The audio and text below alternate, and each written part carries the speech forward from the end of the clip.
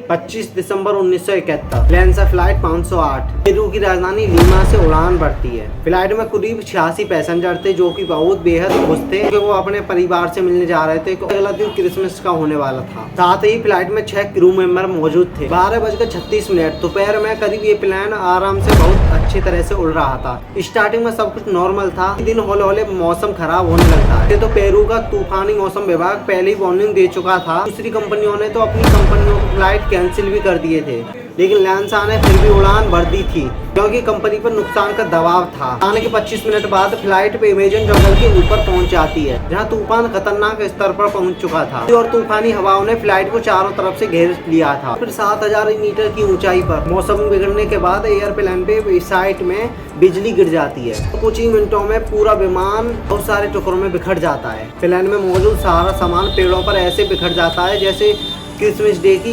Decoration की हो। Plane के सारे लोग मारे जा चुके थे। वहीं 19F सीट पर बैठी एक जुलीन नाम की लड़की जो कि बेहद गंभीर हालत में थी, वही एक लड़की बच पाई थी। यहाँ तो उसे चमत्कारी मानो, लेकिन मुझे लगता है वो सीट प्लेन के क्रैश होने से पहले ही बाहर निकल गई थी। उसे हवा का दबाव बनने के कारण उस लड़की को ज्यादातर धूप नहीं आ पाई। दूसरी तरफ अमेज़न का जंगल इतना घना है कि जिसकी वजह से उसके गिरने की स्पीड कम हो गई थी। 91 लोग वहीं मारे गए, लेकिन ये लड़की वहाँ जिंदा बच पाई।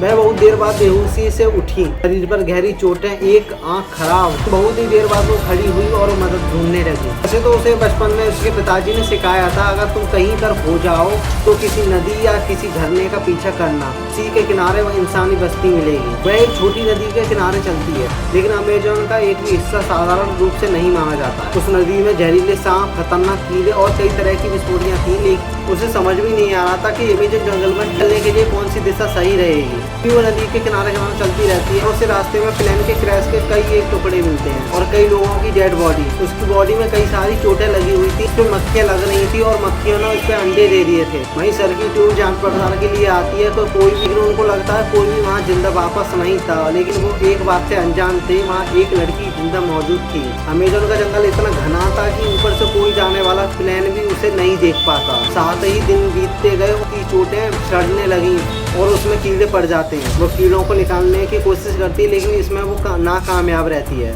मुश्किलें कई सारी थी। रात में सोने के लिए भी उसके लिए सेफ जगह ढूंढनी पड़ती, लेकिन समय के चलते 11वें दिन उसे एक लकड़ी की झोपड़ी दिखाई देती है। वहाँ कुछ लकड़हारे काम करते थे।